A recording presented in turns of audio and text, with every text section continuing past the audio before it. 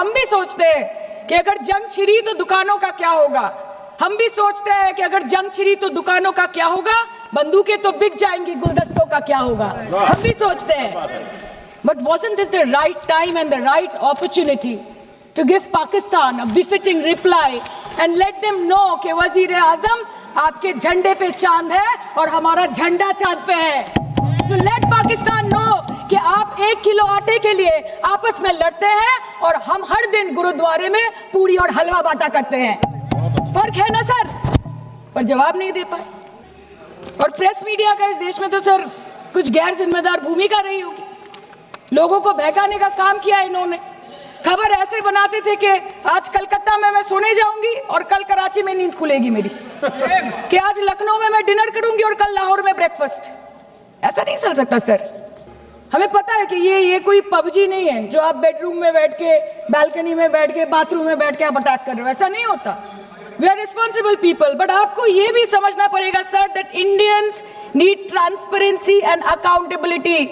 They need their leader, their prime minister to stand up and speak. 124 बार मन की बात हो गई, 125 बार हो जाती ना, उसमें कौन सी बड़ी बात है।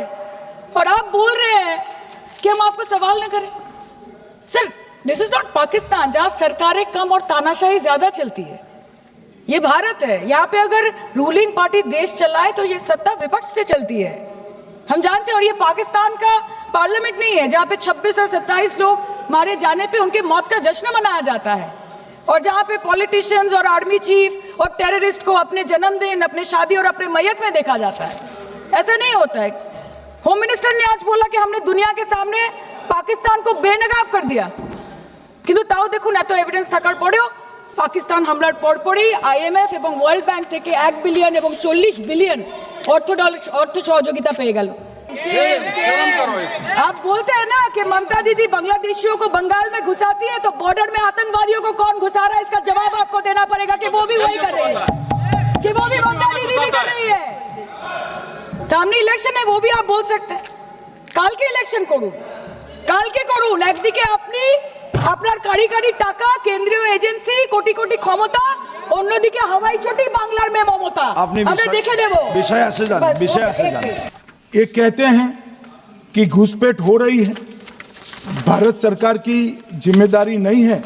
मान्यवर, मैं आज बताना चाहता हूं, घुसपैठ हो रही है भारत बांग्लादेश की सीमा से।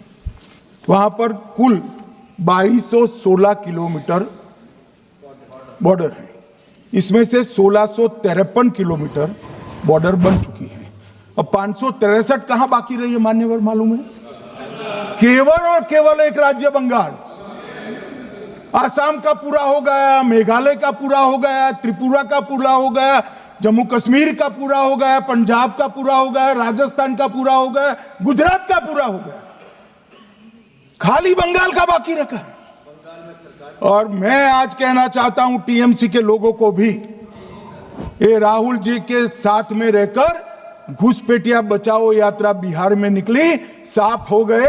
आप भी घुसपैठियों को बचाओगे तो वहां भारतीय जनता पार्टी का विजय तय।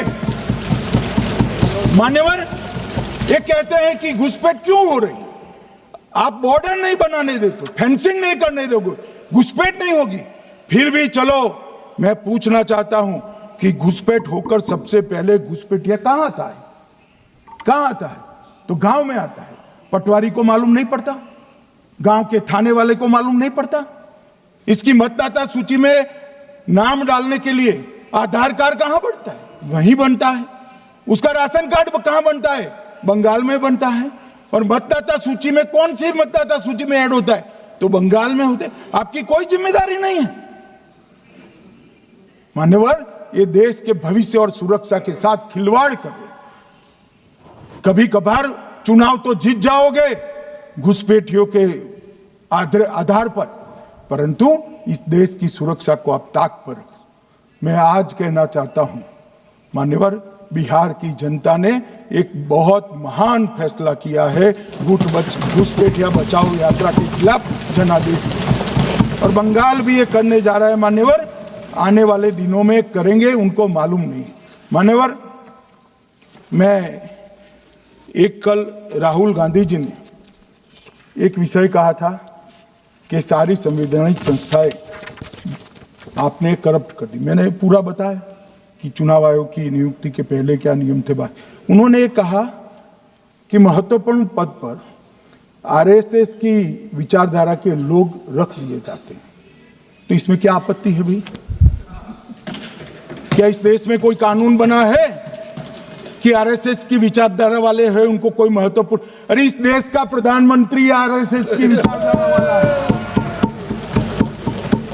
इस देश का गृह मंत्री आरएसएस की विचारधारा वाला है, और जनादेश से बनकर आए, आपकी कृपा से बनकर नहीं आए मान्यवर।